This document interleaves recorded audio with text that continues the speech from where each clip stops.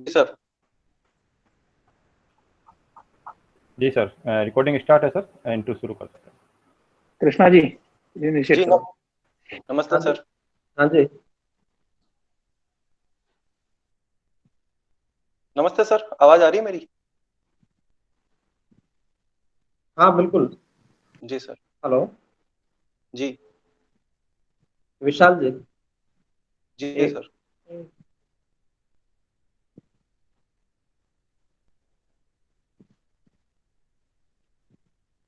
Hello. हाँ sir, आवाज आ रही है मुझे आपकी। आपको आ रही है आवाज आ मेरी? रही? ओके, पहले शुरुआत मुझे ही करनी है क्या अतुल जी? हाँ सर, आप शुरू करें। हाँ शुरू करें। ओके। विशाल जी, आपका बायोडाटा मैंने देखा है जी सर। और इसमें आप एक मेडिकल बैकग्राउंड से है। जी सर। आपकी हॉबी भी बैडमिंटन देखी है मैंने। जी सर। और फिर आप अभी सिविल सर्विसेज में आना चाह रहे हैं। जी सर। इतने ज्यादा डाइवर्सिफाइड होने का क्या आधार क्या है? बेसिक कॉन्सेप्ट क्या है आपका? सर मैं शुरू में जब 12th के बाद मैंने अपनी इंजीनियरिंग की डिग्री ली, इंजीनियरिंग की पढ़ाई हम्म। कर रहा था।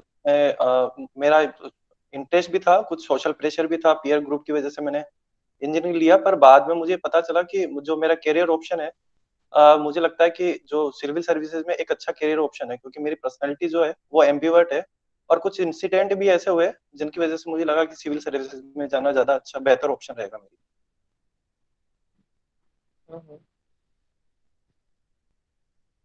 हेलो।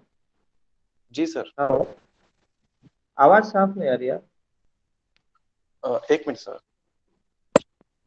अब आ रही है सर?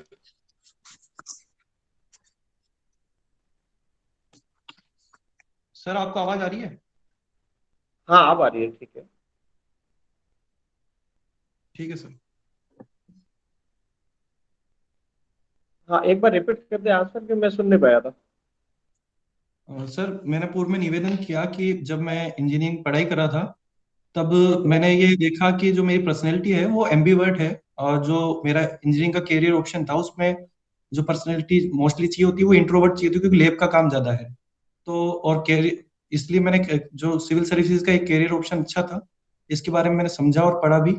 और कुछ ऐसे इंसिडेंट भी हुए मेरी लाइफ में कि जिनका मेरी सिविल सर्विसेज की तरफ मेरा झुकाव ज्यादा बढ़ा। अब इसलिए सर मैंने सिविल सर्विसेज का करियर ऑप्शन चुना सर। अच्छा अच्छा। नहीं, आप ये बताइए कि जैसे आप इंजीनियरिंग की बात करें और इंजीनियरिंग को आप सिविल सर्विसेज में देख रहे हैं कि अभी इधर आना चाह रहे हैं, तो कैसे इसको यूज करेंगे यहाँ पे? ये आपके लिए कैसे फायदेमंद रहेगा? सर डायरेक्ट बेनिफिट तो जो हेल्थ हेल्थ रिलेटेड जो स्कीम्स हैं उनका मैं बेहतर एग्जीक्यूशन कर पाऊंगा। और हम्म। दूसरी तरफ सर मैं साइकोलॉजी से मैंने नेट किया है। तो मैं अपना जो समन्वय है, जो अपने जो वर्चूज हैं, जैसे समन्वय करना, लोगों से संवाद करना, जन सहभागिता, इनका अच्छा यूज कर पाऊंगा सर। इमोशनल इंटेलिजेंसी मेरे अंदर काफी अच्छी है, जिसकी वजह से मैं प्रशासन में इसका यूज कर सकता हूँ।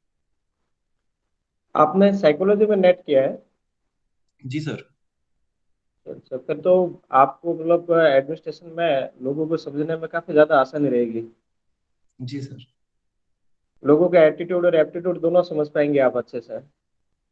जी सर, मैं पूरी कोशिश करूंगा। होता क्या है ये, थोड़ा सा एलिब्रेट करेंगे आप इसको? एप्टीट्यूड सर किसी भी कार्य विशेष या किसी क्षेत्र में आपकी योग्यता, जो कि जन्मजात भी हो सकती है और आप अर्जित भी कर सकते हैं। वहीं एटीट्यूड सर दृष्टिकोण होता है, जिसका तात्पर्य किसी वस्तु, किसी घटना, किसी व्यक्ति को लेकर आपका क्या दृष्टिकोण है, उसे एटीट्यूड बोलते हैं।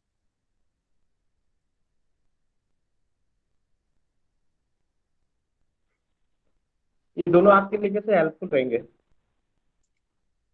सर ये मेरे लिए प्रशासन में काफी हेल्पफुल रहेंगे, क्योंकि जो मेरा एप्टीट्यूड है, जिसमें मैंने अलग, जैसे मेरी योग्यता है कि मैंने साइकोलॉजी मनोविज्ञान भी पढ़ा है, बैडमिंटन खेलना है। तो इन इन इनके इनके जरिए जो भी मैंने सीखा है उनको प्रशासन में यूज कर पाऊंगा। और सर जो मेरा एटीट्यूड है वो एक ऑब्जेक्टिव एटीट्यूड है, जो कि साइंटिफिक टेम्परामेंट की वजह से, इंजीनियरिंग पढ़ने की वजह से मुझ में आया है। ताकि मेरा जो दृष्टिकोण है वो एक ऑब्जेक्टिविटी भी है जिसके अंदर, और ऑप्टिमिस्टिक आशावादी एप्टीट्यूड है, पॉजिटिव एटीट्यूड है सर मेरा। नहीं, आप इस बात से कहाँ तक सहमत है कि एडमिनिस्ट्रेशन में सब्जेक्टिविटी ज्यादा होनी चाहिए या ऑब्जेक्टिविटी ज्यादा होनी चाहिए? सर यदि एडमिनिस्ट्रेशन की बात करें तो ऑब्जेक्टिविटी सर ज्यादा होनी चाहिए। नहीं, पर एडमिनिस्ट्रेशन में भी तो काम करने वाले लोग हैं, जो लोग हैं उनका ह्यूमन बिहेवियर है, उसमें सब्जेक्टिविटी रहेगी, ऑब्जेक्टिविटी कैसे आ सकती है? सर हाँ, मानव है तो सब्जेक्टिविटी तो रहती है, पर एडमिनिस्ट्रेशन में सर ज्यादा से ज्यादा ऑब्जेक्टिविटी बढ़ाई जाए। खुद का जो स्वयं का जो प्रशासन के ऊपर या प्रशासन पद के ऊपर अपनी खुद की सब्जेक्टिविटी हावी ना होने दे, कार्य को निष्पक्षता से निभाएंगे तो ऑब्जेक्टिविटी से काम किया जा सकता है। आजकल एडमिनिस्ट्रेशन के अंदर इतना ज्यादा एनवायरनमेंट है, जो एडमिनिस्ट्रेटिव कल्चर है वो इस टाइप का हो गया है कि आपको अपने कास्ट का, अपने रिलेशन का, अपने भाइयों का, या अपने जो भी रिलेशन वाला है उनके मिलने जुलने वालों का, या आपका किसी पॉलिटिकल पार्टी के प्रति रिलेशन है उनके प्रति, या किसी न किसी टाइप की सब्जेक्टिविटी का झुकाव रहता ही रहता है। वहां आप ऑब्जेक्टिविटी को कैसे अप्लाई करोगे? प्रशासन में सर ऑब्जेक्टिविटी को अप्लाई करने के लिए हमारे पास संविधान है। प्रशासक व्यक्तियों के लिए आचार संहिता भी है, जिनके अंतर्गत काम किया जाता है। और व्यक्ति को ये ध्यान रखना चाहिए कि वो जिस पद पे बैठा है उस पद की गरिमा भी बनी रहे, तो ऑब्जेक्टिविटी सर बनी रहती आपको बिना डिजायर के पोस्टिंग नहीं मिलेगी, और वो जो डिजायर करेगा वो आपको फोन करेगा, तो आप कैसे ऑब्जेक्टिविटी लागू करोगे? वहां तो सब्जेक्टिव होना ही पड़ेगा आपको। है। सर मुझे ये मेरा बिना डिजायर के यदि मेरा ट्रांसफर नहीं होता है तो मैं जिस भी जहाँ भी मेरा जिस पद पे जहाँ पे भी मैं कार्य कर रहा हूँ, जहाँ पे भी वहां पे अच्छा काम करूंगा सर। और जो ट्रांसफर की बात है तो कभी ना कभी तो हो ही जाएगा, जल्दी का ही।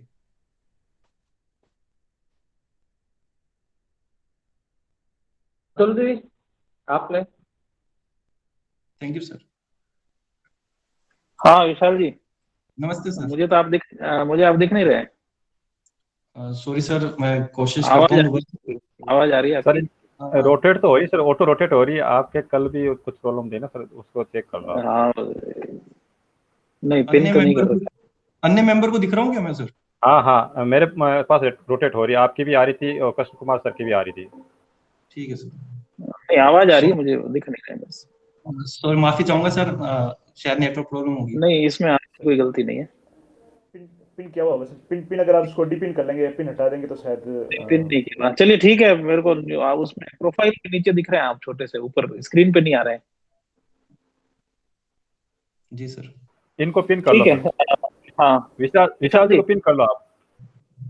विशाल नहीं, जी को पिन लेकिन इनको किया है, क्लिक लेकिन नहीं दिख रहे क्लिक करके पिन कर दो इनको, विशाल जी को। छोटा आइकन पे टच कर लो, हैं। आप आ जाएंगे। नहीं, वो भी किए लेकिन आ नहीं रहे, दिख नहीं रहे। ठीक है। हाँ विशाल जी, आप जी कहाँ से हैं? मूल कहाँ से हैं? मूल निवास आपका कहाँ सर, मेरा मूल निवास सवाई माधोपुर जिला है। है? सवाई माधोपुर जिला है। सवाई माधोपुर में क्या कुछ खास बातें बताइए। सवाई माधोपुर की ऐसी क्या कोई चार बातें विशेष? सर पहला तो यहाँ पे रणथंभौर रणथंभौर का किला है, जिसको यूनेस्को हेरिटेज में 2013 में शामिल किया गया। दूसरा सर, यहाँ पे रणथंभौर नेशनल पार्क है, जिसमें टाइगर रिजर्व है। तीसरा सर, यहाँ पे एक मिठाई है खीरमो, काफी फेमस है। और अमरूद जो जहाँ यहाँ पे पैदावार होते हैं वो विश्व भर में फेमस है। क्या अर्थव्यवस्था का मुख्य सोर्स क्या है? सवाई माधोपुर के जो लोगों हैं, इकोनॉमी का बेस क्या है वहाँ? सर सवाई माधोपुर में मुख्य सोर्स एग्रीकल्चर है, क्योंकि यहाँ पे फल अमरूद की उत्पादन अच्छा होता है, मिर्ची का उत्पादन भी अच्छा होता है, और बेसिकली जो नॉर्मल जो फसलें हैं वो उगती है। दूसरा सर, पर्यटन जो यहाँ पे है, वो भी एक मुख्य सोर्स है सर। अच्छा, तो आप बता रहे हैं कि कई प्रोडक्शन यहाँ अच्छे होते हैं, तो अगर आपको जी वहाँ काम करने का अवसर मिलता है, तो जो वहाँ के लोकल प्रोडक्ट्स जो आप अच्छा उत्पादन होता है, तो उनको जी और सर। बढ़ाने के लिए या उसके आधार पर किसी की आजीविका सुधर जाए, उसके लिए आप क्या क्या प्रयास करेंगे? सर पहला तो मैं यहाँ पे जो एग्रीकल्चर प्रोडक्ट के लिए जो फूड प्रोसेसिंग यूनिट है उनको बढ़ावा दिया जाए। जैसे अमरूद है तो यहाँ पे अमरूद फूड प्रोसेसिंग यूनिट होगी तो अमरूद का जूस और अमरूद से जो उगने वाले अलग अलग प्रोडक्ट हैं, ऐसे मिर्ची का अचार या मिर्ची से अलग अलग, तो वो उसको लगाया जा सकता है। और पर्यटन के लिए सर, यहाँ पे जो गाइड है उनकी उपलब्धता और एक धार्मिक जो सर्किट है, पर्यटन सर्किट, क्योंकि यहाँ पे त्रिनेत्र गणेश जी भी हैं, चौथ का बरवाड़ा माता जी का मंदिर है सर, और पीर सदरुद्दीन की दरगाह भी है। द्वादश और ज्योतिर्लिंग भी है। जी सर, सिवाड़ में है घुश्मेश्वर महादेव। ये जो अभी आप चीजें बता रहे हैं कि जैसे फूड प्रोसेसिंग यूनिट लगाएंगे, तो अभी इस बारे में कोई व्यवस्था नहीं है वहां पर? अभी जो जी सर, प्रोडक्शन होता है उसमें क्या होता है, सारा का सारा बाहर चला जाता है? सर मोस्टली जो अमरूद का उत्पादन होता है यहाँ पे, उनको अलग अलग अलग जो मंडियां हैं वहाँ भेजा जाता है। पर वर्तमान में भी राजस्थान सरकार द्वारा बजट में मिनी फूड पार्क की व्यवस्था की गई है, ताकि यहाँ पे ना, यहीं पे एग्रो जो प्रोसेसिंग यूनिट है वो लग सके। क्या होता है मिनी फूड पार्क, क्या होता है, क्या सहूलियत होती है इस पार्क के अंदर? सर इन पार्क के अंदर मतलब एक जमीन जमीन के अंदर सर, जमीन पर ही सर कोल्ड स्टोरेज सिस्टम बनाए जाते हैं, ताकि जो अलग अलग जगह से उत्पादक आ रहे हैं उनको स्टोरेज किया किया जाए। फूड प्रोसेसिंग यूनिट लगती है कि उनसे जो अन्य उत्पाद बनने वाले हैं उनका निर्माण किया जाए, और यहीं से सर ट्रांसपोर्ट हो सके। नहीं, इनमें कुछ विशेष सहूलियतें मिलती होगी ना, कुछ इंसेंटिव मिलते होंगे या कुछ आर्थिक पैकेज मिलता होगा, या जी सर प्रशासन की तरफ सहूलियत। से कुछ विशेष सहायता मिलती है इसमें? जी सर, प्रशासन की तरफ से कुछ छूट तो मिलती है, पर सॉरी अब मुझे अभी ध्यान आ नहीं पा रहा सर। अच्छा, चलिए ठीक है। आपकी हॉबीज आपने बताई, बैडमिंटन खेलना आपकी हॉबी है, देखना? जी सर, खेलना भी है और देखना भी है। अच्छा, राजस्थान के कोई बैडमिंटन खिलाड़ी जो प्रसिद्ध और अच्छे खिलाड़ी रहे, कोई एक दो नाम ध्यान में आते हैं आपको? जी सर, पहले तो ऋतुराज चौधरी, मनन जैन, युक्ति राठौड़ और कर्मा मीणा, ये मुख्य खिलाड़ी हैं सर। अच्छा, कर्मा मीणा, क्या इनका कहीं पर अच्छा प्रदर्शन रहा हो, कोई कोई उपलब्धि कर्मा मीणा की? जी सर, अभी इन्होंने जो इंडिया में खेलो इंडिया जो गेम्स हुए थे उसमें भी पार्टिसिपेट किया था, और इंडिया में जो नेशनल इनका खेला हुआ है सर। अच्छा, राष्ट्रीय स्तर के खिलाड़ी रही है ये? जी सर। अच्छा, बैडमिंटन क्या कुछ हमें सिखाता है? बैडमिंटन से हमें क्या सीखने को मिलता है, या केवल शरीर की कसरत है, या इससे हमें कुछ सीखने को भी मिलता है? जी सर, शरीर की कसरत के साथ साथ ये मानसिक रूप से भी हमें एक मजबूत व्यक्ति के रूप में प्रदर्शित करता है। धैर्य, इसमें धैर्य भी चाहिए, आपको रिस्पॉन्सिव होना चाहिए, और टीम वर्क भी सिखाता है सर, क्योंकि ये डबल्स का गेम भी है, तो हमें टीम के साथ भी खेलने को, लीडरशिप भी ये इंक्रीज करता है सर। धैर्य बैडमिंटन में आप कौन सा शॉट खेलते वक्त, या वो कौन सा क्षण होता है बैडमिंटन खेलते समय जिसमें आपको लगता है कि धैर्य की आवश्यकता होती है? सर जब मैं स्मैश मारता हूँ, स्मैश मारने का एक शॉट होता है, उसमें सर धैर्य की आवश्यकता होती है, क्योंकि यदि वो हम सही जगह मारा जाए या सही टाइम पे मारा जाए तभी मारना चाहिए, तभी पॉइंट मिलते हैं, वरना वो वापस हमारे पास तेज गति से आ जाती है। अच्छा, स्मैश में धैर्य की आवश्यकता होती है या ज्यादा ताकत की आवश्यकता होती है? सर अग्रेसिवनेस ताकि रहती है, और इसमें तो अग्रेसिव हो जाता है आदमी। जी सर, अग्रेसिव हो जाता है, पर वो सोच समझ के सही टाइम पे मारना चाहिए, क्योंकि कई बार जो अपोनेंट होता है वो मिड कोर्ट पे खड़ा होता है, और यदि आपने स्मैश यदि उस टाइम पे मार दिया उसके आसपास, तो वो आपको जल्दी से रिफ्लेक्ट करेगा और आपके जो बैक हैंड पे है, उस पे शटल दे सकता है, तो उसको पॉइंट मिलने के चांसेस भी होते हैं अच्छा, ये शटल किसकी बनी होती है? सर। शटल ये सिंथेटिक शटल भी होती है और फेदर की भी होती है। अभी जो इंटरनेशनल गेम्स जो होते हैं उसमें सिंथेटिक यूज करते हैं या ये? सर मुख्यतः फेदर वाली जो पंखों वाली जो शटल है वो यूज की जाती है। अच्छा, चलिए ठीक है। और आपने अभी बताया कि जब आप बता रहे थे कि कुछ ऐसे इंसिडेंट हो गए जिसने प्रेरित किया आपको सिविल सर्विसेज में आने के लिए, क्या जी सर। इंसिडेंट हुआ जो आपको यहाँ आना पड़ा? सर जब मैं कॉलेज में था, तो जहाँ हम जहाँ चाय पिया करते थे जिस दुकान पे, तो वहाँ पे एक बालक काम किया करता था। तो उसको देख के मुझे लगा कि इसको सही चीज प्रोवाइड, एजुकेशन प्रोवाइड होनी चाहिए इसको, और इसको जो भी इसकी बेसिक नीड है वो प्रोवाइड होनी चाहिए, तो इसके लिए कुछ ना कुछ किया जा सकता है। एक तो वो कारण रहा सर, जिसको देख के मुझे लगा। और दूसरा सर, जब मैं 2017 में 2018 में मैं फरवरी अखबार पढ़ रहा था, तब दिल्ली में सर तीन जो बच्चियां थी और उनके पिता, उनकी भूख से मृत्यु हो गई सर।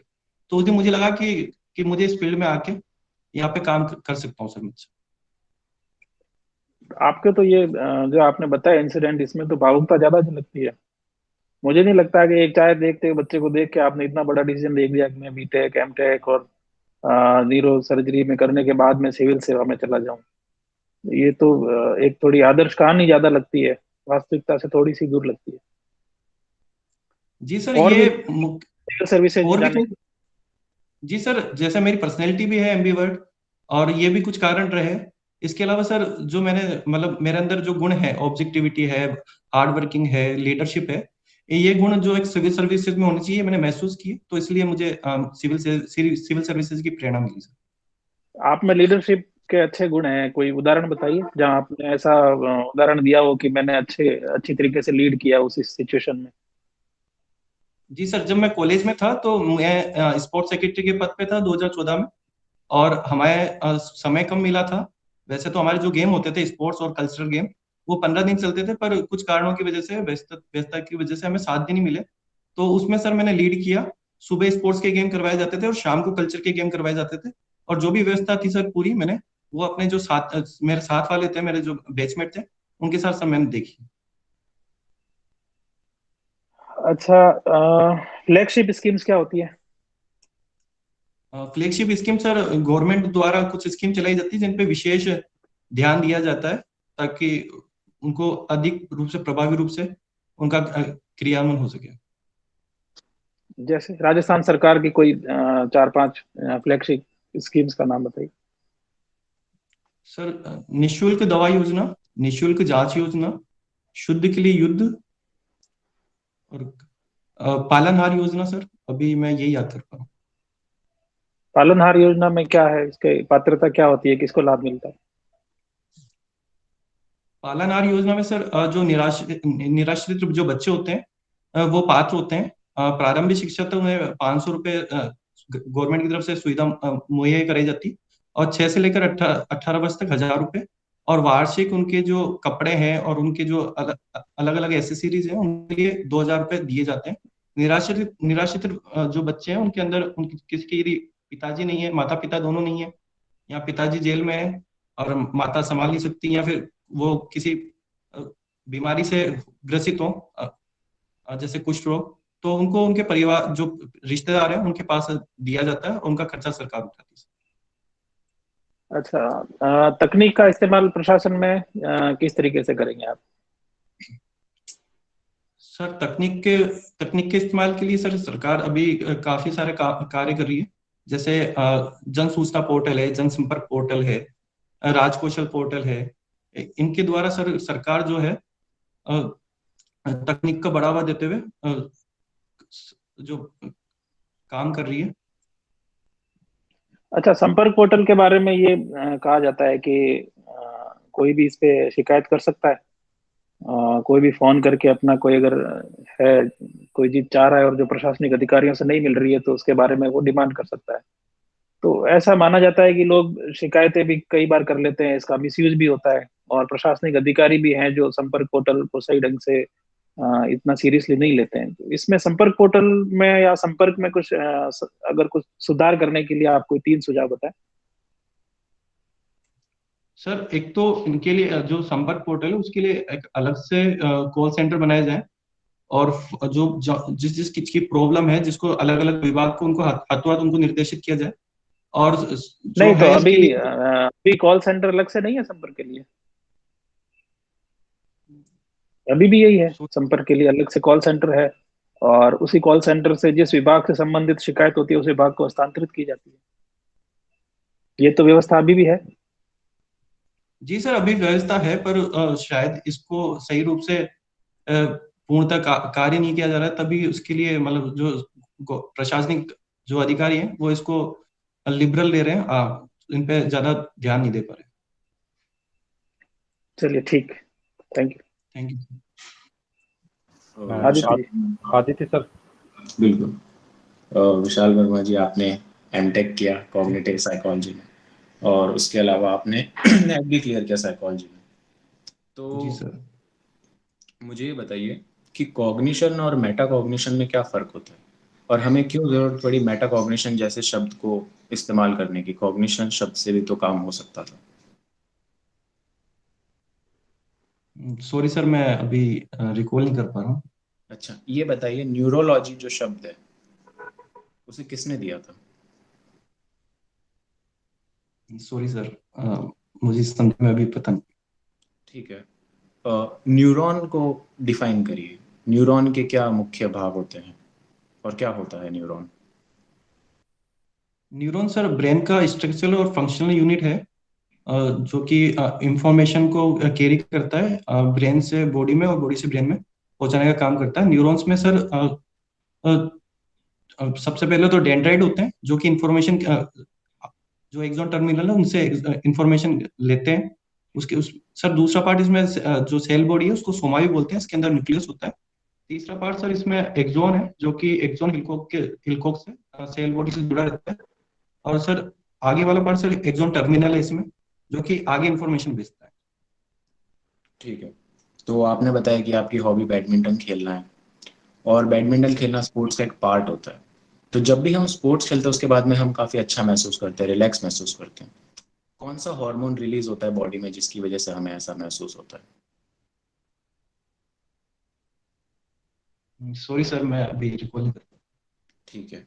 आप मुझे ये बताइए कि जब भी हम किसी चीज़ को याद करते हैं तो रहा। न्यूरल जी सर। बेसिस के अंदर कुछ लॉन्ग टर्म पोटेंशिएशन जैसा एक टर्म होता है जो न्यूरल बेसिस पे हमें चीज़ें लंबे समय तक याद रखने में मदद करता है। क्या होता है लॉन्ग टर्म पोटेंशिएशन?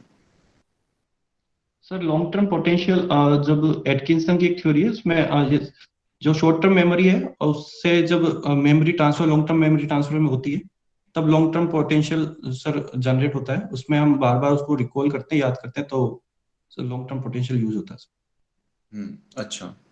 अच्छा, आप ये बताइए कि जनरली जो स्ट्रेस रिस्पॉन्स होता है उसे हम ब्रेन के किन पार्ट्स को सेंट्रल मानते हैं जो कि स्ट्रेस रिस्पॉन्स को फिजियोलॉजिकली प्रोड्यूस करते हैं हमारी बॉडी में? क्या वो पार्ट्स होते हैं ब्रेन के?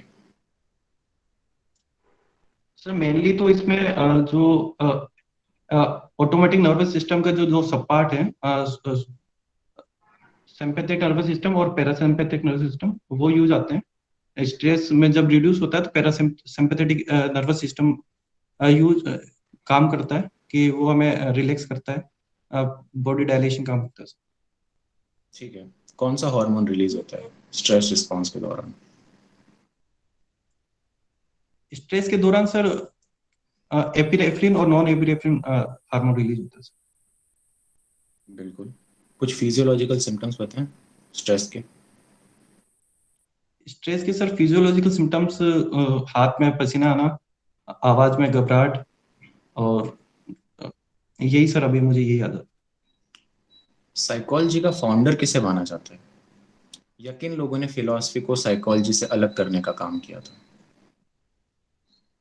Sir father of psychology William wound को बोला जाता है सर। और फिर और भी कुछ नाम बताइए। विलियम वुड के अलावा सर बिहेवियरिज्म का जो है विलियम वॉटसन है, उन्होंने भी साइकोलॉजी में काफी अच्छा काम किया है। ह्यूमनिज्म जो स्कूल है उसमें जो मास्लो है, उन्होंने काफी काम किया है, जिन्होंने फिलोसफी से साइकोलॉजी को एक अलग सब्जेक्ट बनाने में काम किया है। बिहेवियरिज्म के अंदर मुख्य रूप से किन जानवरों पर काम हुआ है? सर बिहेवियरिज्म के ऊपर मुख्य रूप से सर कुत्तों पे, बिल्ली पे काम हुआ है सर। ठीक है। कबूतरों पर भी काम हुआ है? सॉरी सर, मुझे अभी इस बारे में इंफॉर्मेशन। चलिए, ये बताइए कि बहुत ही फेमस एक्सपेरिमेंट माना जाता है पावलोव का, जिसमें उन्होंने क्या प्रदर्शित किया था उस एक्सपेरिमेंट के थ्रू? पावलो ने सर क्लासिकल कंडीशनिंग दी, जिसमें स्टिमुलस रिस्पॉन्स की एक अवधारणा दी, जिसमें उसके अंतर्गत सर जो अनकंडीशनल स्टिमुलस है उसको उन्होंने जो कंडीशनल स्टिमुलस है उससे रिप्लेस किया, और ये देखा कि जो अनकंडीशनल रिस्पॉन्स है वो अनकंडीशनल स्टिमुलस से बराबर आ रहा है सर। ठीक है। तो मुझे ये बताइए कि आप लर्निंग को, जो पावलो ने जो लर्निंग प्रदर्शित की थी उस समय कुत्ते के साथ, उसे आप न्यूरॉन बेसिस पे कैसे डिफाइन करेंगे? सॉरी सर, मैं इस बारे में मुझे इन्फॉर्मेशन। ठीक है, तो ठीक है, काफ़ी ठीक है, थैंक यू इतना सर। बिल्कुल अच्छा। ठीक है सर। हाँ sir, sir feedback sir, Atul sir और कृष्णा सर और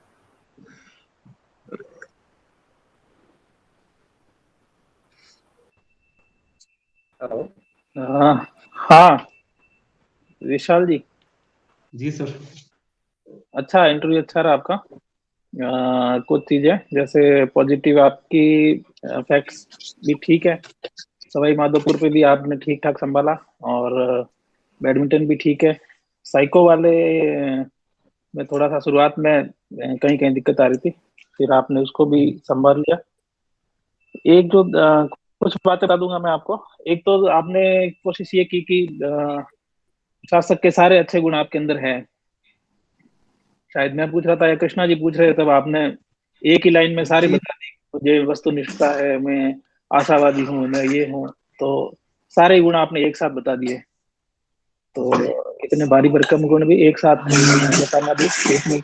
फिर कुछ जो शब्द हैं वो भी आपने पूरे सैद्धांतिक और जो किताबी है उनको भी बार बार बोलते गए। तो शब्द अपन जब बोल रहे हैं तो आप बोलना अच्छी बात है, लेकिन इंश्योर करें कि अगर उनमें से कुछ काउंटर निकलता है तो बताने की स्थिति है। जी सर। ठीक है ना, ऐसा नहीं कि हम कुछ ऐसा बोल दें और फिर कुछ ढंग से नहीं बता पाए, तो वो भी थोड़ा सा कहीं अपने लिए नेगेटिव जा सकता है। बाकी ठीक है, कहीं भावुकता ज्यादा है, थोड़ा सा एक बार उस पर आप फिर से सोच लेना कि आपने जो सिविल सर्विसेज में जाने वाले जो 2 इंसिडेंट बताए थे, एक चाय की थड़ी पे जो देख करके और फिर आपको लगा कि मुझे वहां जाना चाहिए, और दूसरा और कोई आपने दिल्ली का उदाहरण दिया था। तो अगर आप उस पर जस्टिफाई कर रहे हैं और उसको सही लग रहा है तो आप उसमें कर सकते हैं। जी और सर, एक इसको उसमें उसमें थोड़ा सा आप फंस रहे थे, अगर नहीं आ रहा था तो नहीं बता देते। उसमें संपर्क वाला था, उसमें मैंने जानबूझ के कहा कि प्रशासन ढंग से नहीं कर पा रहा है, क्यों नहीं कर पा रहा है, और आपने एग्री कर ही दिया कि अलग से कॉल सेंटर बनाना चाहिए और विभाग को हस्तांतरित करने चाहिए। फिर मैंने कहा कि नहीं ये तो हो रहा है, तो फिर आपने कहा कि नहीं सॉरी, कोई और कारण होंगे जिसलिए प्रशासन जो है वो ढंग से नहीं कर पा रहा है।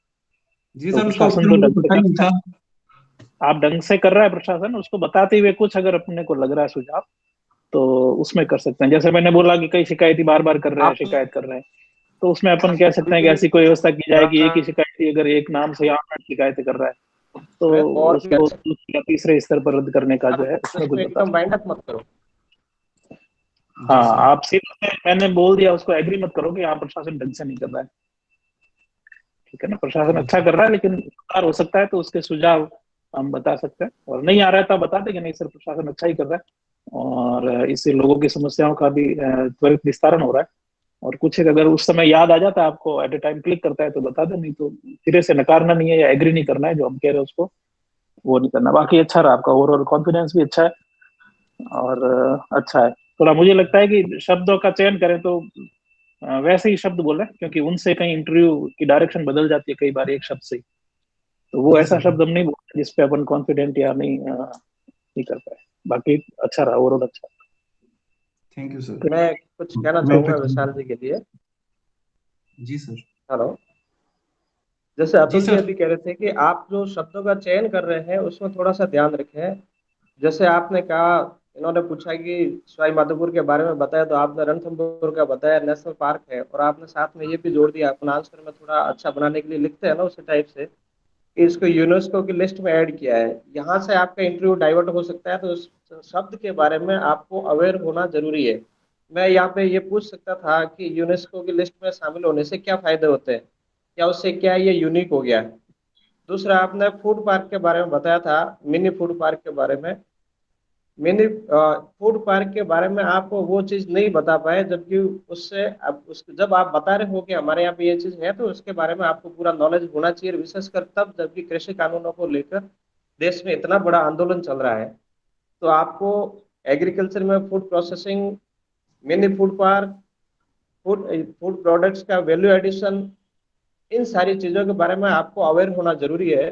दूसरा, आपने जो बैडमिंटन के बारे में बताया था उसमें आप बीच बीच में अटक रहे थे कि मैं क्या बोल रहा हूँ या मैं क्या बोलना चाहिए। वहाँ थोड़ा आप ध्यान दें उस बात पे। और साइकोलॉजी से रिलेटेड जो हमारे तीसरे कलीग थे, उन्होंने जो पूछा उसमें आप बहुत ज्यादा अटक रहे थे, जबकि वो आपका फील्ड है। आप अपने उस फील्ड पे मास्टरी करें, पूरी कमांड जी रखें, पूरी अच्छी कमांड बनाने की कोशिश करें। दो ये वो भी आपके इंटरव्यू को डाइवर्ट कर सकते थे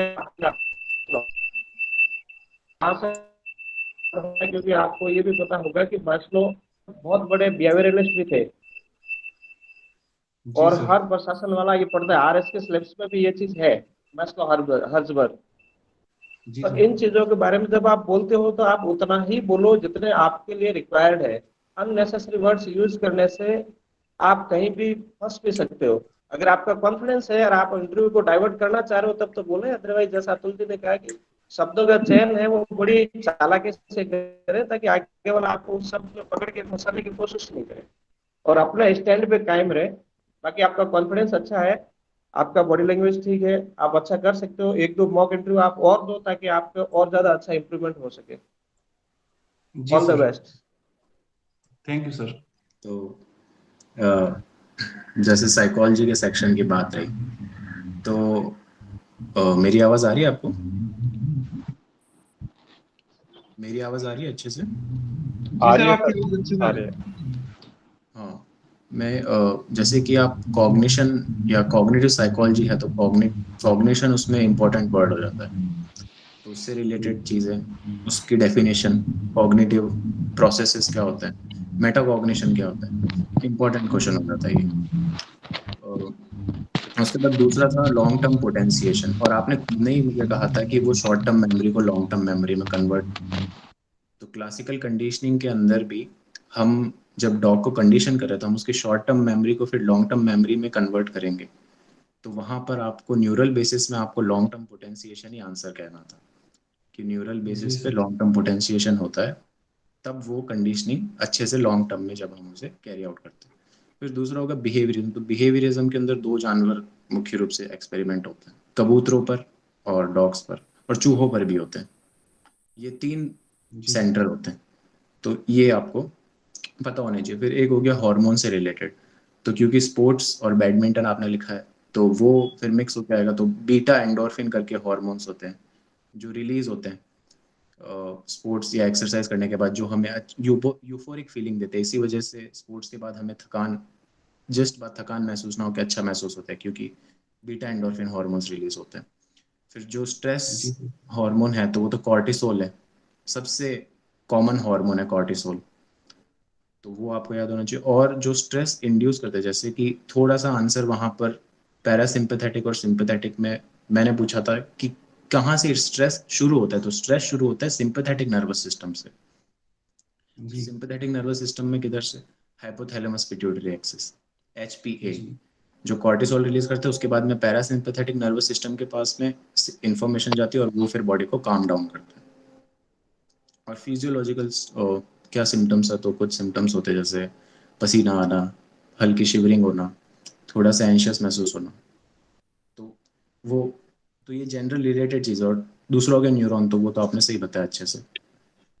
तो ये जी कुछ बेसिक डेफिनेशंस है जिन पे आप और थोड़ा वर्क करना। और हार्मोन्स के बारे में तीन चार हार्मोन्स ही है मुख्य रूप से, डोपामिन हो गया, सेरोटोनिन, कॉर्टिसोल, एंडोर्फिन। इन सबको आप एक बार अच्छे से देख लेना। बाकी जी सर। एकदम अच्छा था। बाकी जहाँ पे थैंक यू सर। आपको नहीं है उस